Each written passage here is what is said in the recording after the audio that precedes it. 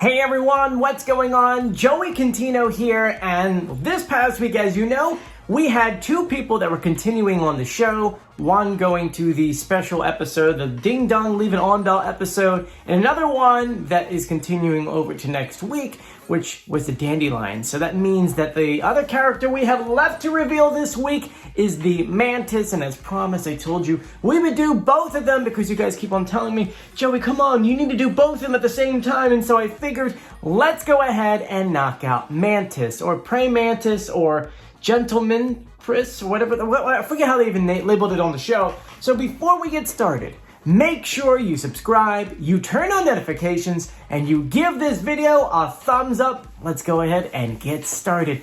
Honestly, this past episode was a lot of fun, and Mantis, I kind of figured was going to get revealed.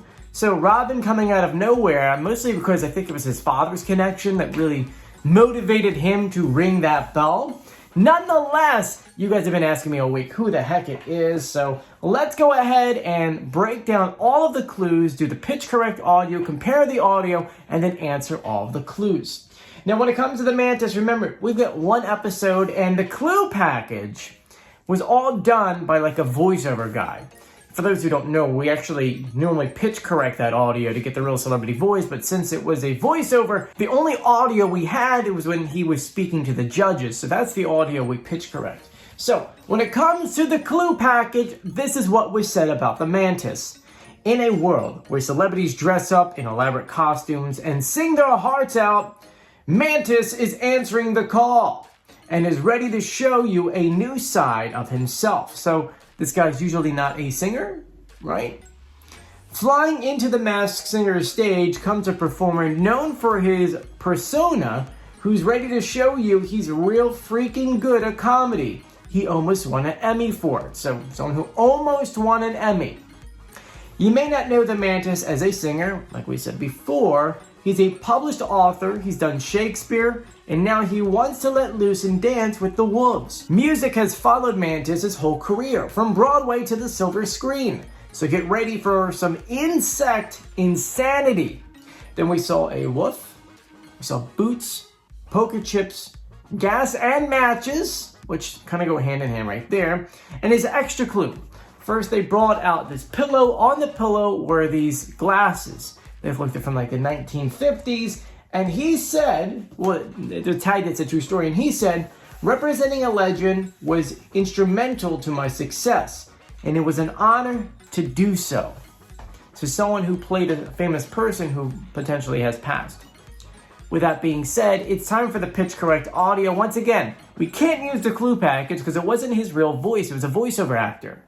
So that means we had to pitch correct him speaking to the judges, so I'm going to play the original audio they gave us, and then our audio. Representing a legend was instrumental to my success, and it was an honor to do so. Representing a legend was instrumental to my success, and it was an honor to do so. So who do you think that is? The biggest guess going around is Lou Diamond Phillips, and I have to agree. Let's compare the pitch correct audio and then him singing. So take a listen. Representing a legend was instrumental to my success, and it was an honor to do so. The New York Latino Film Festival did a special anniversary screening. I reminisce about the days of old. Looking back on the memory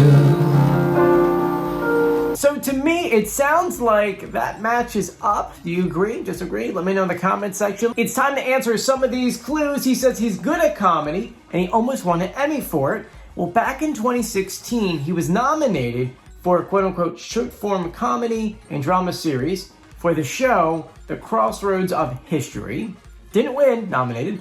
Wolves represents two big projects he was in. He was in The Shadow of the Wolf in this TV series, Wolf Lake. So we definitely have enough wolves in the clue package for that to work out. He said Broadway to the silver screen, and he was on Broadway, The King and I, which, by the way, is a great musical. If you have never seen it, you totally gotta go see it. If you like, go online, see if you can find the old movie version of it.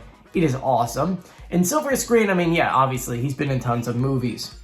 He talked about being an author. He did write a book, and I know some people said Shakespeare was a Shakespeare book. No, but he does mention Hamlet a little bit. Shakespeare book there. You can kind of go hand in hand with that one. There was an interview that he did a long time ago talking about, like, back in his early days, he had to do the monologue from one of Shakespeare's movies. So, I mean, you could also make that connection and be 100% correct. I think it's a matter of how you look at it. Then we had the visual clues, the wolves or the dogs in there. Same thing. It goes back to his movie, which was the Shadow of the Wolf, and the TV series Wolf Lake. We saw the boots, and we know that he was in the movies Young Gun, which I think there was 2 of them, right? And he was in it with a lot of famous people. A lot of famous people. It's actually another movie you should go back and watch. It's a really good Western, and right now, it looks like in America, we're all getting back into those Westerns because, you know, Yellowstone and a couple of other shows are just so good right now. With that being said, we got Poker Chips. One thing I found interesting is that he once played in the World Series of Poker. So, in order to get there, you have to beat a lot of people, which means he's really, really good at poker. Then we saw the gas and matches. And, I mean, in my mindset, you think of explosions, you think of Michael Bay, you think of, like, action movies. And so, he's been in a couple. He's been in a few, so that does add up. And now it's time for the extra clue. I actually have one of those glasses, and I don't know where I put it. But those glasses I mentioned earlier from the 1950s, they kind of remind me of Buddy Holly glasses. And this is where things start tying together. You see, back earlier in his career, Lou played Richie Valens in La Bama.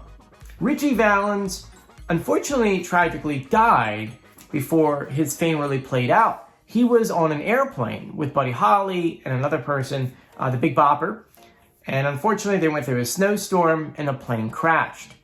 So the glasses represent Buddy Holly, and having Lou represent Richie, he said that, you know, he represents a legend or represented someone who was very famous. Well, that right there kind of adds up to be Lou. So let me know in the comment section. Do you agree with my guess? Do you disagree? Honestly, I think this and the other one, which, by the way, you can watch the reveal video for the Dandelion. Just go back another episode. I think it was the one before this. So, once again, let me know in the comment section if you agree and disagree. And if you haven't done so yet, please subscribe, turn on notifications, and give this video a thumbs up. I'm Joey. I'll see you later. Bye.